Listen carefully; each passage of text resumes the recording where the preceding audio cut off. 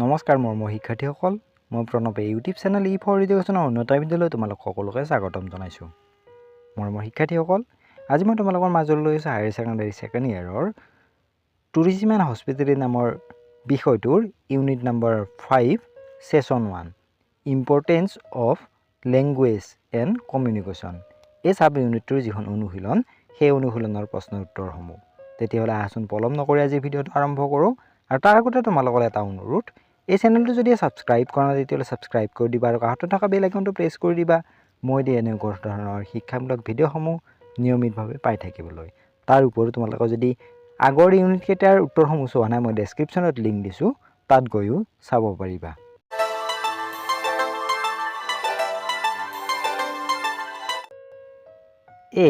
স্তম্ভবোৰ মিলোৱা। এই স্তম্ভৰ লগত বি স্তম্ভখিনি মিলাবলৈ দিয়া হৈছে। এৰ ফালে এ বি চি কৈ দিয়া হৈছে আৰু বিৰ ফালে 1 2 3 এনেকৈ দিয়া হৈছে। গতিকে মই এইখিনি কৈ নাথাকোঁ, উত্তৰখিনি মই লিখি দিছোঁ, তোমালোকে নিজে চাই ল'বা আৰু মিলাই ল'বা। বি চমু উত্তৰ দিয়া।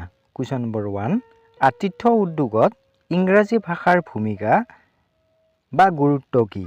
ইয়াৰ উত্তৰটো হৈছে ইংৰাজী ভাষাৰ ভূমিকা কেৱল আতিথ্য উদ্যোগতেই প্ৰযোজ্য নহয়, বৰঞ্চ এয়াৰলাইন্স, ইভেণ্ট মেনেজমেণ্ট কোম্পানী, খাদ্য সেৱা যোগান ধৰা প্ৰতিষ্ঠান ইত্যাদিত কৰা কামৰ ক্ষেত্ৰতো সমানেই প্ৰযোজ্য।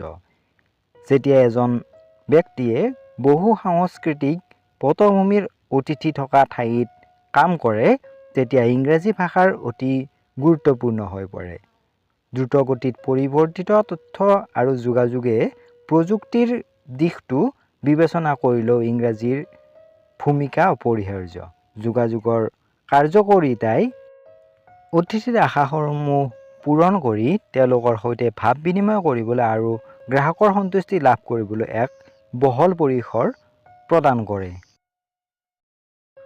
প্ৰশ্ন নম্বৰ 2, আতিথ্য উদ্যোগত বৈদেশিক ভাষাৰ ভূমিকা ব্যাখ্যা কৰা। বহু দেশত ইংৰাজীকো এক বৈদেশিক ভাষা হিচাপে গণ্য কৰা হয়। আতিথ্য উদ্যোগত লিখিত আৰু মৌখিক যোগাযোগৰ বাবে ইংৰাজীক এক অতি প্ৰয়োজনীয় ভাষা হিচাপে বিবেচনা কৰা হয়।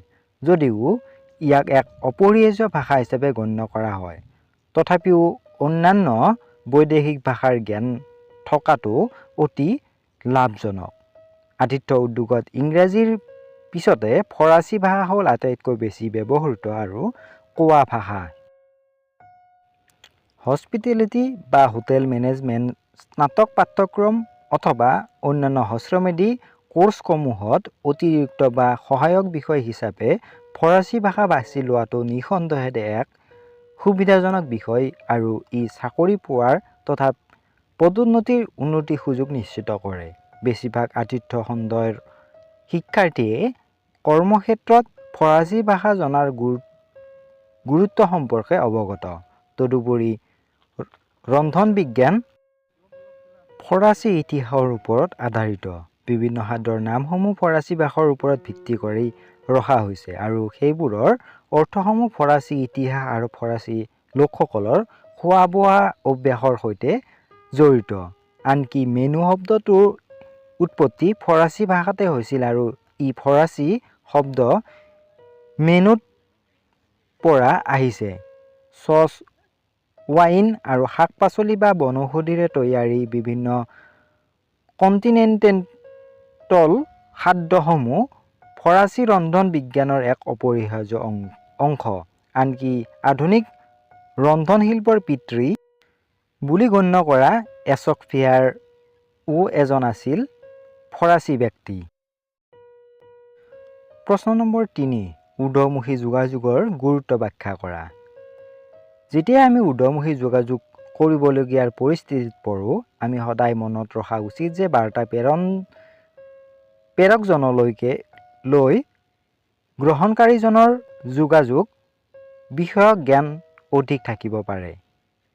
ঊৰ্ধ্বমুখী যোগাযোগ বিভিন্ন ৰূপত হ'ব পাৰে, যেনে ধাৰণা, পৰামৰ্শ, অভিযোগ, ক্ষোভ বা অসন্তোষ, অনানুষ্ঠানিক কথা-বাৰ্তা আৰু উৰাবাতৰি ইত্যাদি।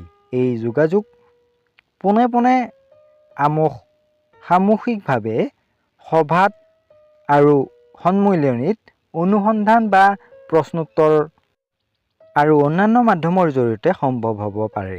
যদি আপুনি সচেতন হয় আৰু উৎসাহৰ সৈতে শব্দ ভাণ্ডাৰ, বাক্য গঠন তথা অন্যান্য ইংৰাজী ভাষাৰ কৌশল লাভৰ জ্ঞান ৰাখে, তেন্তে ঊৰ্ধ্বমুখী যোগাযোগ অতি কাৰ্যকৰী হৈ পৰে।